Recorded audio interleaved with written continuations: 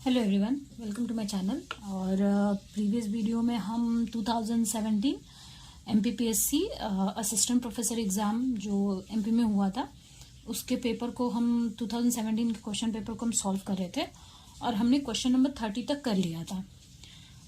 और मैंने इसके आप इस क्वेश्चन नंबर 30 तक आप प्रीवियस वीडियोज़ में देख सकते हैं और मैंने इसके क्वेश्चंस को भी शॉर्ट्स में अपलोड कर दिया है। तो अगर आपको क्वेश्चन पेपर को भी देखना है तो आप शॉर्ट में जाकर के शॉर्ट्स में जो शॉर्ट वीडियोज होते हैं वहाँ पे आप जाकर के इसे चेक कर सकते हैं। ओके, सो आज हम 31 से शुरू करते हैं। सो हमारा फर्स्ट क्वेश्चन है कि the mass of a moving particle is 2m0/√3 where m0 is the rest mass, the linear momentum of the particle. हमारे क्वेश्चन में क्या है कि हमारे क्वेश्चन में हमें पार्टिकल जो है, मूविंग पार्टिकल जो है, ठीक है, उसका मास दिया हुआ है। तो मास ऑफ अ मूविंग पार्टिकल कितना दिया हुआ है?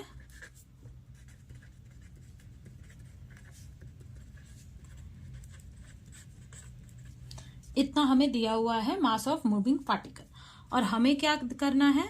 हमें लीनियर मोमेंटम फाइंड करना है, यानी कि हमें क्या करना है? हमें पी फाइंड करना है।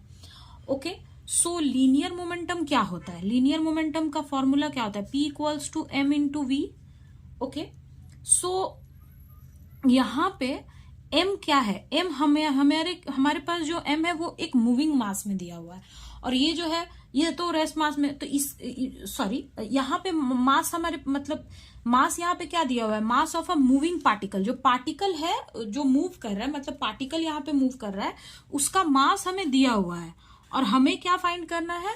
हमारे पास हमें लीनियर मोमेंटम फाइंड करना है। तो अब इसके लिए हमारे पास मास तो है पर हमारे पास वेलोसिटी नहीं है। सो हमें मूविंग पार्टिकल की पहले क्या करनी पड़ेगी? वेलोसिटी फाइंड करनी पड़ेगी। ओके, सो यहां पे हम सबसे पहले क्या करेंगे कि वेलोसिटी ऑफ मूविंग पार्टिकल, जो पार्टिकल मूव कर रहा है उसकी सबसे पहले हमें वेलोसिटी फाइंड करनी पड़ेगी। तो यहां पे क्या होता है? Moving mass is equal to क्या होता है? Rest mass into 1/v²/c²। ठीक है, अब यहां पे m की वैल्यू में कितनी दी हुई है? 2m0/√3 is equals to m0/1/v²/c²। So m0 से ये कैंसिल हो गया। So this is 2 into √3 equals to 1/v²/c² power half. इसको हम स्क्वायर कर देंगे दोनों साइड तो हमें मिलेगा 4/3 1/v²/c²। इसको हम थोड़ा सिंप्लीफाई करते हैं तो ये इधर so 4v² into 4c² is equals to 3। इसको फिर हम थोड़ा सॉल्व करते हैं तो ये इधर 1 हो जाएगा, ये तो ये हो जाएगा 1 equals to 4v²/c². So what is the value? This implies that v² is equals to what? What is v²? That is c²/4. So v is equals to c/2. So यहां से हमें वेलोसिटी मिल गई, जो पार्टिकल मूव कर रही थी उसकी velocity हमारे पास आ गई। अब हमारे पास p इक्वल्स टू क्या होता है? m into v. m हमें गिवन ही है m हमारे पास कितना गिवन है? 2m0/3 और v कितना हमने कैलकुलेट कर लिया? c/2।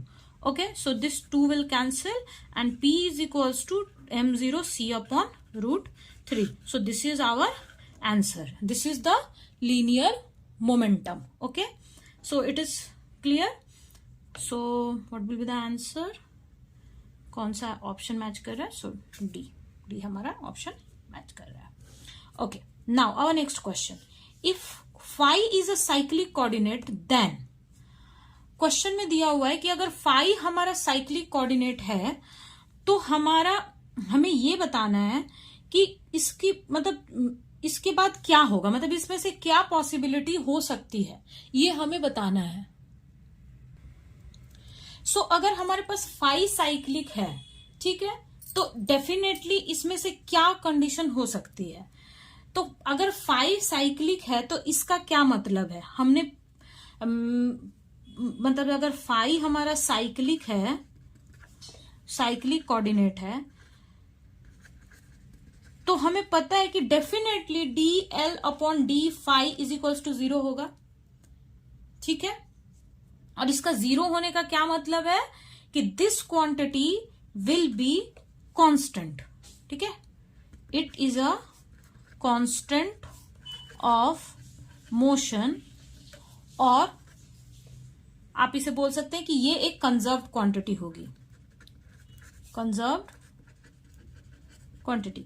जैसे एक एग्जांपल मैं देती हूँ, जैसे सपोज करो कि एक एल है और उसमें हमारे पास एम और यहाँ पे फाई डॉट है, ठीक है, और ये हमारा लैग्रेंजियन है, ठीक है, और तो इसका अगर साइक्लिक कोऑर्डिनेट इसमें क्या होगा, मैंने क्या बोला था, साइक्लिक कोऑर्डिनेट का क्या मतलब है कि जो क्वांटिटी, सबसे सिंपल तरीका क्या है साइक्लिक कोऑर्डिनेट को याद करने का, कि लैग्रेंजियन में वो कोऑर्डिनेट एब्सेंट हो, मतलब उसमें वो कोऑर्डिनेट हो ना।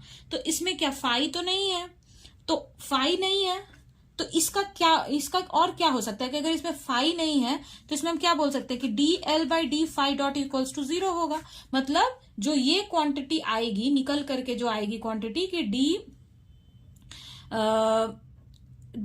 एल अपॉन डी फाई जो करेंगे, वो जो क्वांटिटी आएगी वो उस इक्वेशन में या उस मोशन, जैसे जो भी मोशन होगा जिसका लैग्रेंजियन हम लिख रहे हैं, उसमें क्या वो कांस्टेंट होगा, ठीक है। इसका यही मतलब है, सिंपल सा मतलब। अगर मैं एक ऐसे एग्जाम्पल में बोल रही हूं कि अगर एक पार्टिकल मूव कर रहा है और मूव करने का तो उसका लैग्रेंजियन जो हो गया वो हो गया d m half m r dot theta, ठीक है। अगर इसमें आर जो पोजीशन वेक्टर है वो लैग्रेंजियन में साइक्लिक है, मतलब वो नहीं है हमारे पास, ठीक है, तो हम क्या बोलेंगे कि d l upon d r dot equals to 0, यानी कि इसको जब हम करेंगे तो ये कितना हो जाएगा, m r dot is equals to 0, मतलब ये जो क्वांटिटी होगी एम आर डॉट, ठीक है, यानी कि एम आर डॉट का क्या मतलब है, लीनियर मोमेंटम क्या हो जाएगा उस लैग्रेंजियन के लिए या उस इक्वेशन ऑफ मोशन के लिए,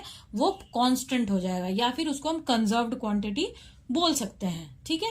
अगर किसी पार्टिकल, मतलब किसी भी कोई भी अगर पार्टिकल मूव कर रहा है, जस्ट फॉर एग्जांपल एक पार्टिकल अगर मूव कर रहा है और उस पार्टिकल का जो लैग्रेंजियन हमने लिखा, मूव कर रहा है तो क्या उसमें काइनेटिक और पोटेंशियल एनर्जी दोनों है। अब उसके लैग्रेंजियन में हमने बोला कि उसका जो लैग्रेंजियन है, मतलब जो उसमें हमने लैग्रेंजियन उसका काइनेटिक एनर्जी और पोटेंशियल एनर्जी लेकर के लिखा, अगर उसमें पोजीशन जो है वो साइक्लिक कोऑर्डिनेट हुआ तो यानी उसका लीनियर मोमेंटम होगा वो क्या हो जाएगा, वो कांस्टेंट ऑफ मोशन हो जाएगा, या फिर आप उसको कंजर्व्ड क्वांटिटी बोल सकते हैं। सो डेफिनेटली अगर फाई साइक्लिक है तो d l by d phi equals to 0 होगा, मतलब ये जो क्वांटिटी आएगी वो हमारी कांस्टेंट ऑफ मोशन आप बोलो या फिर कंजर्व्ड क्वांटिटी हो सकती है। ओके, नाउ हमारा नेक्स्ट क्वेश्चन है कि a bullet is fired horizontally from a north to south direction with a velocity of 500 metre पर second at a 30 degree N latitude. If the mass of the bullet is 10 gram, then the coriolis force acting on the bullet in magnitude and direction, यानी कि एक हमारे पास, जैसे suppose हमारे पास ये हमारा अर्थ है, ठीक है, और ये तो नॉर्थ है, ये हमारा साउथ है, ठीक है।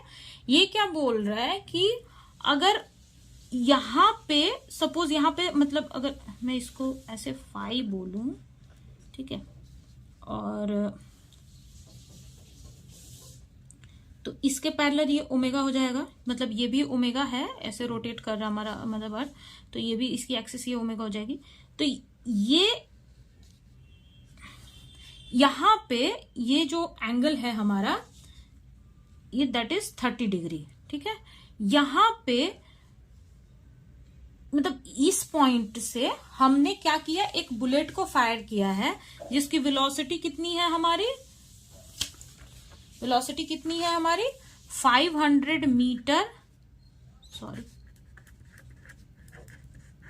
मीटर पर सेकेंड है, ठीक है। और एंगल कितना है, ये हमारा फाई का एंगल कितना है 30 डिग्री नॉर्थ, मतलब ये नॉर्थ से नॉर्थ के तरफ में, ठीक है।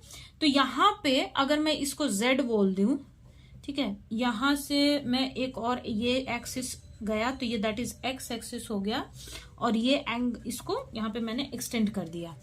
तो ये अगर 30 है तो ये क्या हो जाएगा, दिस विल बिकम 90 माइनस, आप इसको 30 बोलो, 90 माइनस 30 डिग्री, ये वाली एंगल हमारी हो जाएगी।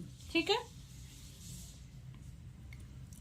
सो यहां पे जेड एक्सिस क्या है, ये जो जेड एक्सिस है ये क्या है, that is direction of fired bullet, जो कि कौन सा डायरेक्शन है, नॉर्थ डायरेक्शन है। क्लियर।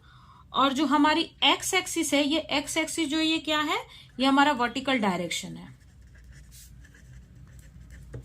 ठीक है, और ये जो ओमेगा है, ये ओमेगा है, तो इसके पैरेलल भी मैंने जो एक लाइन लिया है वो भी एक्सिस हमारा ओमेगा ही है। तो हमारी वेलोसिटी तो हमारा 500 मीटर पर सेकेंड है। ओमेगा जो है इसके दो कंपोनेंट होंगे, अगर ये ओमेगा है तो एक कंपोनेंट ये होगा, एक कंपोनेंट ये होगा। अगर आप इस पॉइंट से देखो, ये ऐसा, ये मैं थोड़ा इसको इधर बनाती हूँ, ये ऐसा पॉइंट है तो ये हमारा ओमेगा है। So this will be the one component and this will be the one component, ये क्योंकि ये टोटल 90 डिग्री है ये टोटल, और ये हमारा हो गया 30 डिग्री, और ये 90 माइनस 30 ये हमारा 60 डिग्री, तो ये ओमेगा है, तो इसका एक कंपोनेंट ये होगा, एक कंपोनेंट ये होगा। ठीक है, तो ओमेगा को हम कैसे लिख सकते हैं, ओमेगा के कैप, क्योंकि ये जेड है तो इसके अलोंग ये क्या हो जाएगा, के कैप हो जाएगा, ये के कैप, और ये एक्स है तो इसके अलोंग क्या हो जाएगा, आई कैप। ठीक है, तो के कॉस 30 डिग्री प्लस आई साइन 30 डिग्री, मतलब इधर कॉस ये कंपोनेंट, ये साइन कंपोनेंट। ठीक है, तो ये कितनी वैल्यू आ जाएगी, omega is equal to omega √3/2 के cap and half i cap. ठीक है, ये हमारी ओमेगा की वैल्यू आ गई, इसको मैंने दे दिया इक्वेशन नंबर 1। अब हमारे पास कोलोसी फोर्स का फॉर्मूला हमने पिछले क्वेश्चन में डिस्कस किया था, तो उसकी वैल्यू क्या होती है, -2m omega cross v, and v क्या होता है, वेलोसिटी होती है, किस चीज की, पार्टिकल की। तो यहां हमारे पास पार्टिकल क्या है, बुलेट है, और बुलेट की वेलोसिटी कितनी है, 500। ठीक है,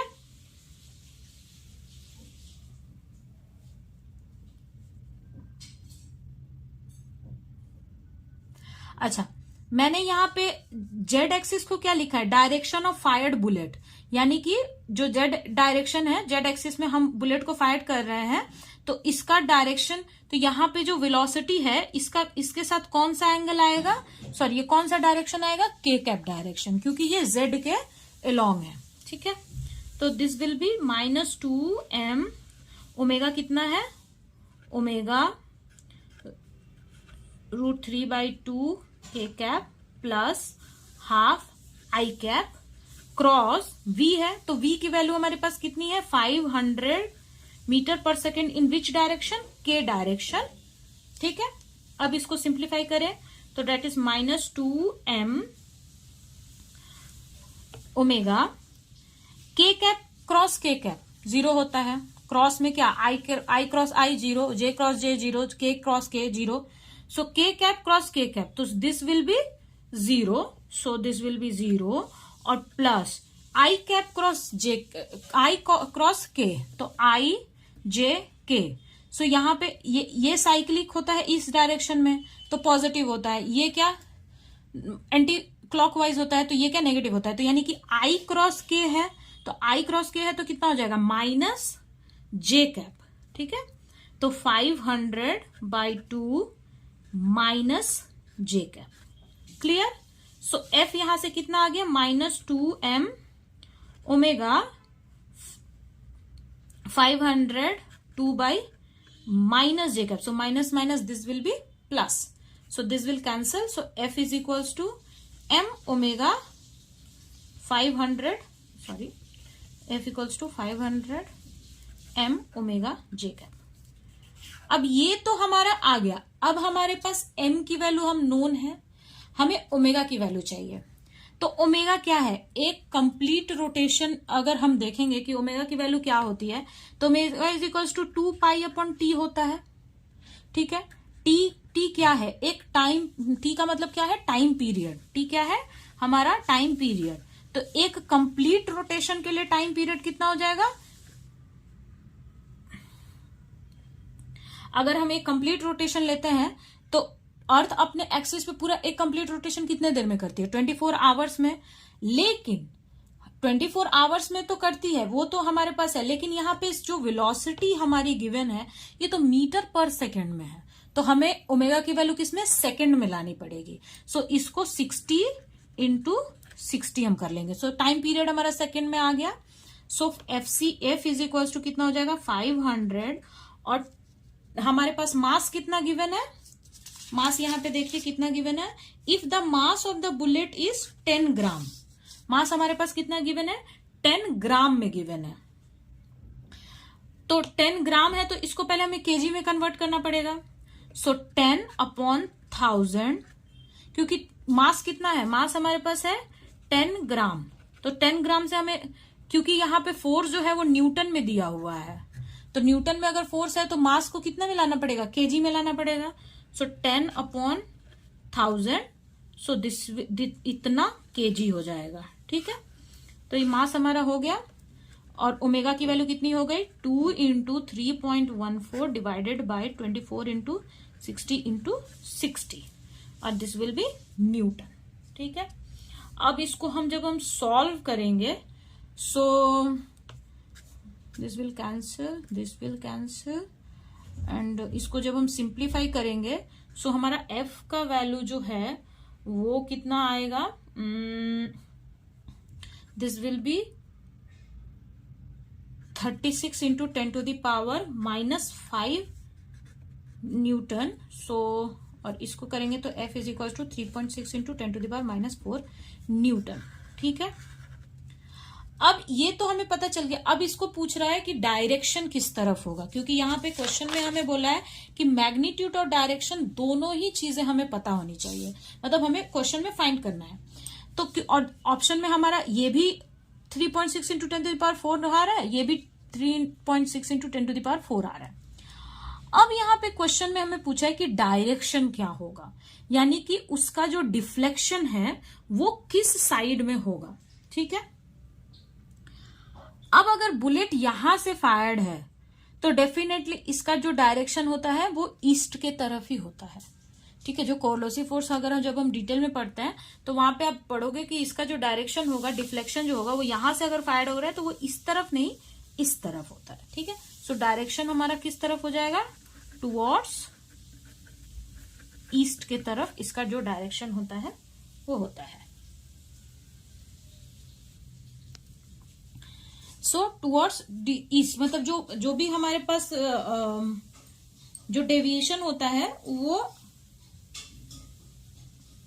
ठीक है, कोई भी अगर वर्टिकल पाथ में अगर किसी भी बॉडी का, जैसे आप कोरोसिव फोर्स के बारे में आप पूरे डिटेल में जब आप पढ़ोगे तो वहां पे ये दिया रहता है कि अगर वर्टिकल डायरेक्शन में कोई भी बॉडी का फ्री फॉल होता है तो उसका जो डेविएशन जो होता है वो ईस्ट डायरेक्शन में होता है। So this will be in east direction. Okay, so ये इसका आंसर होगा।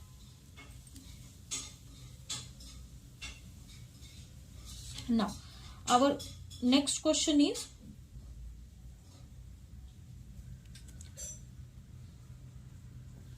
okay, Lagrangian for a charged particle having a charge q and mass m moving with velocity v in an EM field is given by, okay, इसमें से Lagrangian हमें find करना है कि कौन सा Lagrangian होगा अगर एक पार्टिकल जो है वो मतलब EM फील्ड में मूव कर रही है तो उसका Lagrangian क्या होगा। तो ये तो हमें पता है कि that is equals to half mv² minus Q5 और QA, ये होता है हमारा वेक्टर पोटेंशियल के वजह से, और ये हमारा फाई वाला जो होता है वो हमारा स्केलर पोटेंशियल वाला पार्ट होता है, और this is vector potential. Okay, so this is our answer. Okay, अगर इसमें आपको डाउट है कुछ भी, तो मैंने कोरोसिव फोर्स के ऊपर एक इससे पहले भी एक हमारा प्रॉब्लम था, उसको भी मैंने थोड़ा सा एक्सप्लेन किया था वहां पे कि फोर्स का ये फॉर्मूला कैसे आता है या फोर्स क्या होता है। इसमें आपने पढ़ा होगा कि एक्चुअली कोई भी मूविंग बॉडी के ऊपर ये फोर्स लगता है। तो ये जो आप मेरे प्रीवियस वीडियो में देख सकते हैं, एक और प्रॉब्लम था इस फोर्स के ऊपर, तो मैंने उसको वहां पे एक्सप्लेन किया है।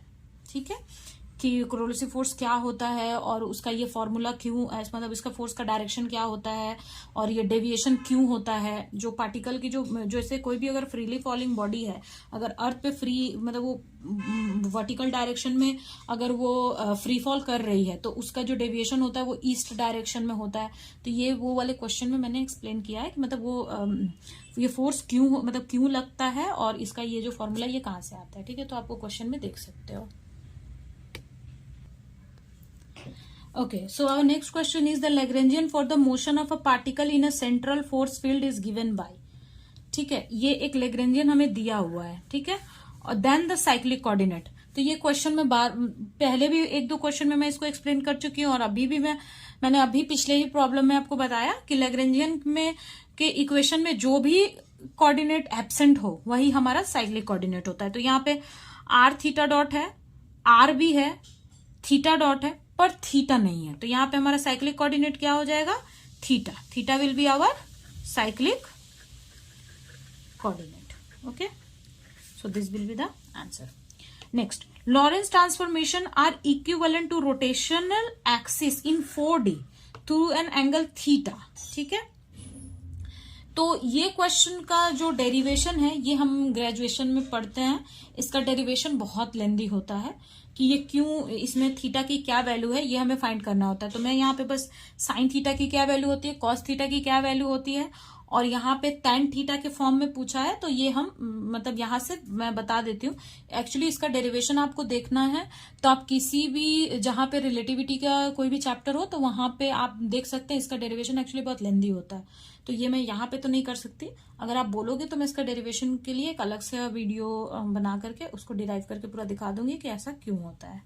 ठीक है, इसका सोल्यूशन में क्या होता है, जो कॉस थीटा होती है इसमें, जो रोटेशनल एक्सिस में जो कॉस थीटा की वैल्यू होती है, सो कॉस थीटा की वैल्यू इसमें कितनी होती है, 1/1/v² और c स्क्वायर, जिसको हम गामा यहाँ पे, क्योंकि इसको गामा बोल रहा है और जनरली हम इसको गामा ही लेते हैं। ठीक है, और साइन थीटा की वैल्यू होती है 1/v/c 1v²/c²। तो इसको हम बोल सकते हैं 1/v/गामा, दिस विल बी 1/, ठीक है, तो ये हमारा गामा है, so this will B 1/v/c into gamma. ठीक है, तो यहाँ पे साइन कितना दिया हुआ है तो इसको अगर हम करेंगे तो sine theta equals to gamma दिया है तो ये ऑप्शन तो हो ही नहीं सकता। और यहाँ पे कॉस थीटा करेंगे तो कॉस थीटा की वैल्यू गामा में होती है तो ये भी नहीं हो सकता।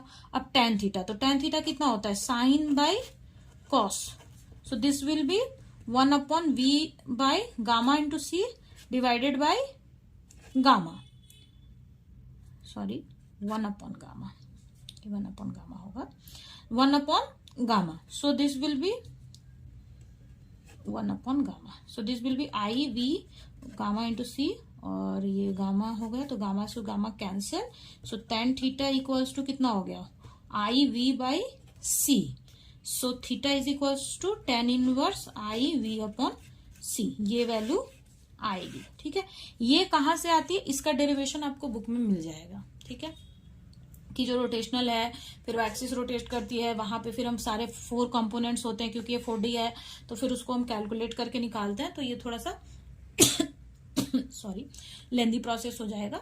अगर आपको डेरिवेशन मतलब पढ़ना है तो आप मुझे कमेंट में बता सकते हैं, मैं उसके लिए एक अलग से वीडियो बना के उसको एक्सप्लेन कर दूंगी। बस आप ये याद रखो कि कॉस की वैल्यू होती है, साइन की होती है, तो यहाँ से tan थीटा की हम वैल्यू निकाल सकते हैं। Okay, now our next question is, at what velocity along its length will be a rod contracted by 50%? एक मूविंग मतलब यहाँ पे हमें एक वेलोसिटी फाइंड करनी है, वो वेलोसिटी जिससे हम रॉड को अगर मूव करें तो जो रॉड है वो हमारा कॉन्ट्रैक्ट कर जाए, मतलब सिकुड़ जाए या फिर छोटा हो जाए, कितना, 50%। तो ये तो लेंथ कॉन्ट्रैक्शन का प्रॉब्लम है कि मूविंग लेंथ जो होता है वो छोटा हो जाता है, तो मतलब लेंथ, तो यही हमको यहाँ पे बताना है कि एट अ व्हाट वेलोसिटी जो है वो रॉड मूव करेगा ताकि वो लेंथ जो है वो कितना 50% जो है कॉन्ट्रैक्ट कर जाए। ठीक है,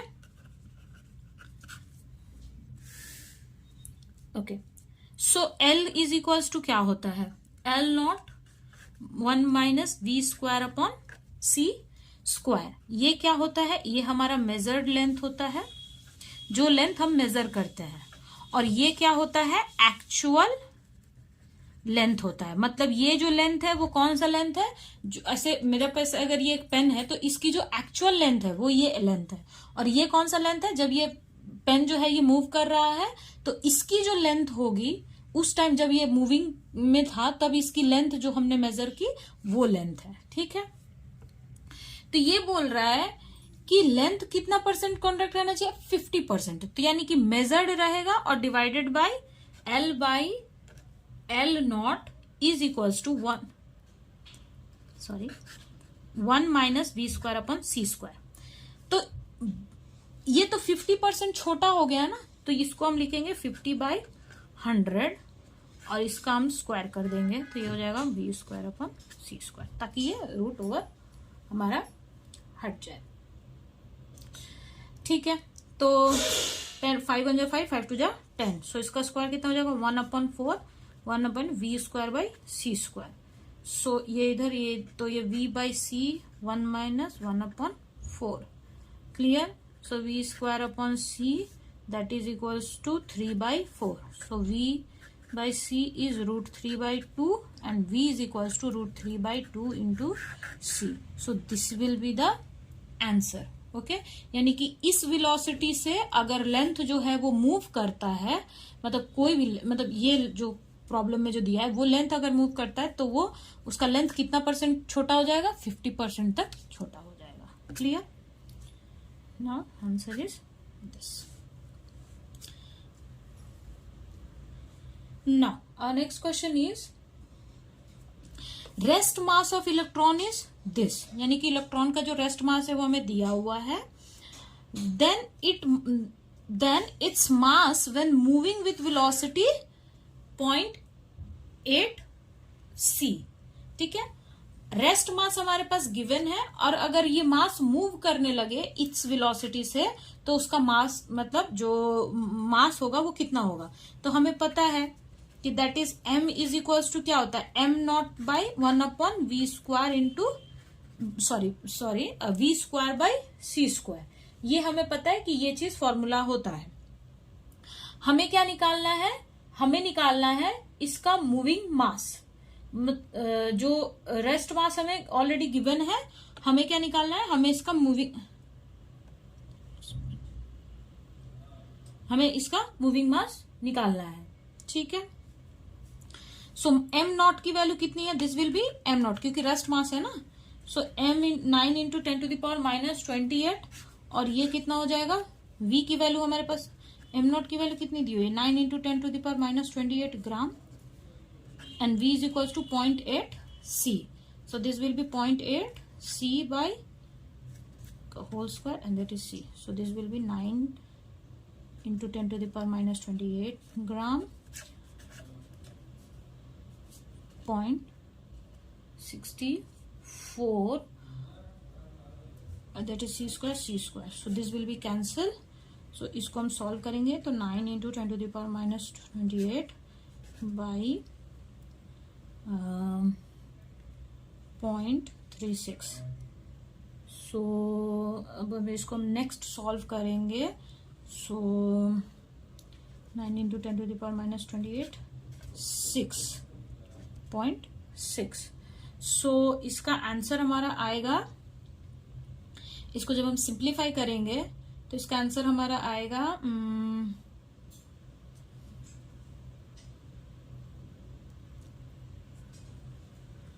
so this will be 90 into 10⁻⁻28 6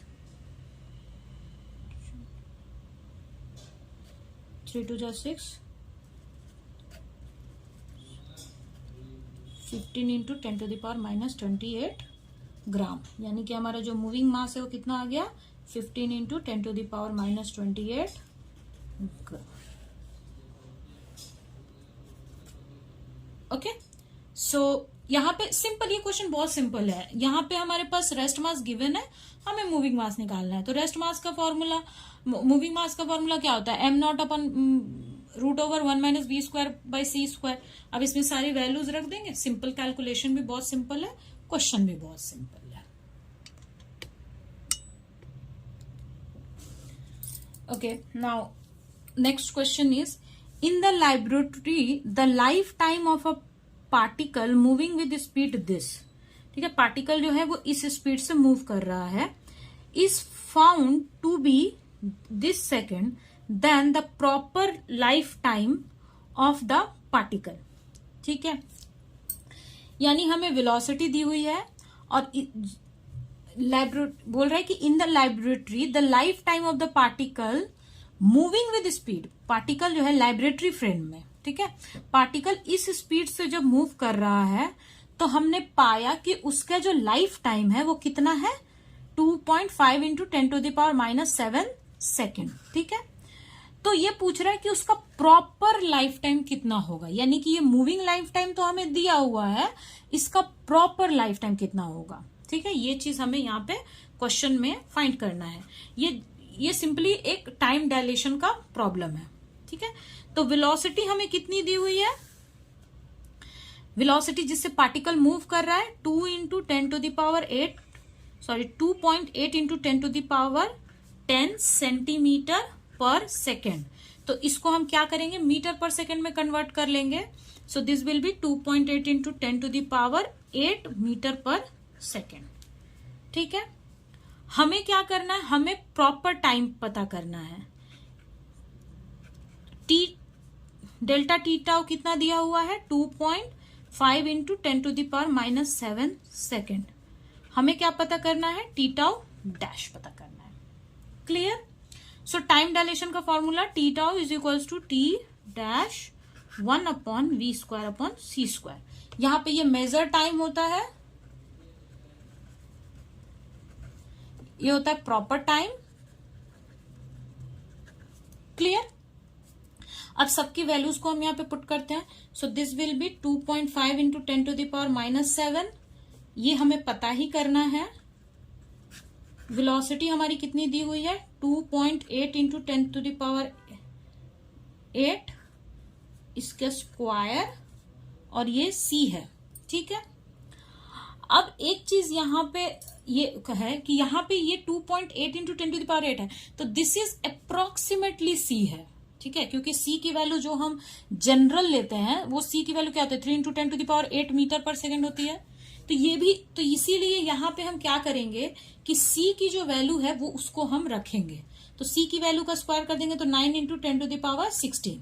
अब इसको हम सिंप्लीफाई करें तो 2.5 into 10⁻⁻7 delta T tau 1 minus इसका 16, ये भी 16, स्क्वायर होगा तो ये 16 हो जाएगा। ये 2.8 का स्क्वायर, तो ये 2.8 और ये कितना हो जाएगा 9, इसका स्क्वायर। अब इसको इधर लेके आएंगे और इसको सिंप्लीफाई करेंगे तो t tau is equal to कितना हो जाएगा, 2.5 into 10⁻⁻7 into root over 1 minus 2.8 का स्क्वायर अपॉन 9। क्लियर। अब हम इसको सिंप्लीफाई करेंगे, इस चीज को सिंप्लीफाई करेंगे तो ये हमारा शायद 0.36 आएगा। तो 2.5 इंटू 10⁻⁻7 इंटू 0.36, so this will be become 0.9 into 10⁻⁻7 second. So the proper life time will be 9 into 10⁻⁻8 second. This is our proper time. Clear. So इसमें कौन सा आंसर सेटिस्फाई कर रहा है, option A, this will be the answer. Clear. ये कुछ नहीं है, ये टाइम डायलेशन का क्वेश्चन है। इससे पहले वाला हमने लेंथ कॉन्ट्रैक्शन का किया, ये टाइम डायलेशन का था। Now question number 40, the norm of the 4 vector AU is the positive in. अच्छा, ये क्वेश्चन जो है ये हमारा जो 4D रिलेटिविटी में जो 4D वाला जो वेक्टर्स पे जो रिलेटिविटी में भी हमने ये सब पढ़ा होगा कि स्पेस लाइक होता है, टाइम लाइक होता है, ये चीज हमने पढ़ा होगा। तो ये पूछ रहा है कि ये जो कंपोनेंट है, जो 4th वेक्टर कंपोनेंट आता है, ये पॉजिटिव किसके लिए आता है। ठीक है, तो आपने एक इक्वेशन पढ़ा होगा कि S12 square is equals to R square minus C square T2 minus T1 का होल स्क्वायर।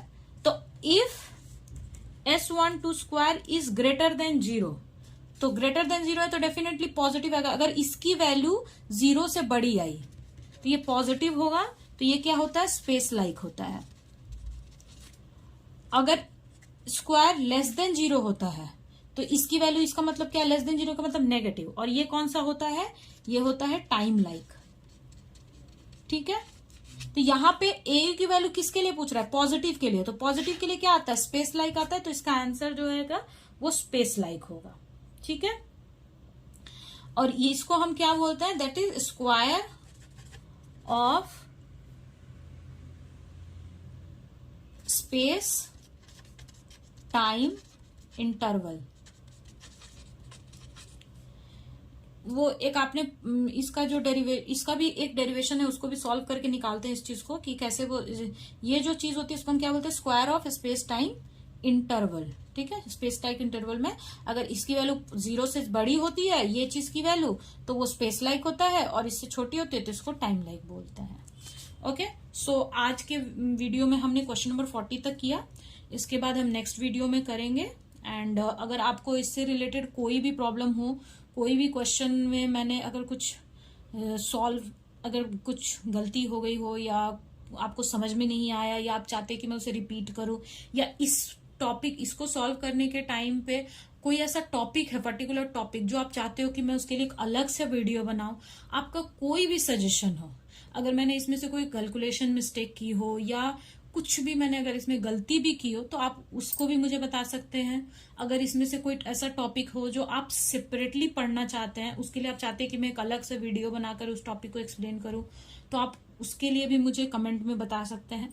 अगर आप कोई सुझाव मुझे देना चाहते हैं, अगर आपको इस वीडियो में कोई ऐसी चीज है जो आप चाहते हैं कि मैं उसे इम्प्रूव करूं, तो आप उसके लिए भी मुझे कमेंट सेक्शन में बता सकते हैं। मैं उस चीज को, उस गलती को मैं उसे वापस ठीक करूंगी, और आपके जो भी कमेंट होंगे, जो भी सुझाव होंगे, मैं उसको डेफिनेटली फॉलो करूंगी। सो आज के लिए इतना ही है। आप अपने कमेंट करके आप मुझे बताइए और कि आपको वीडियो कैसा लग रहा है, आपको ये चीज़ समझ में आ रही है या नहीं आ रही है। So thank you for the watching.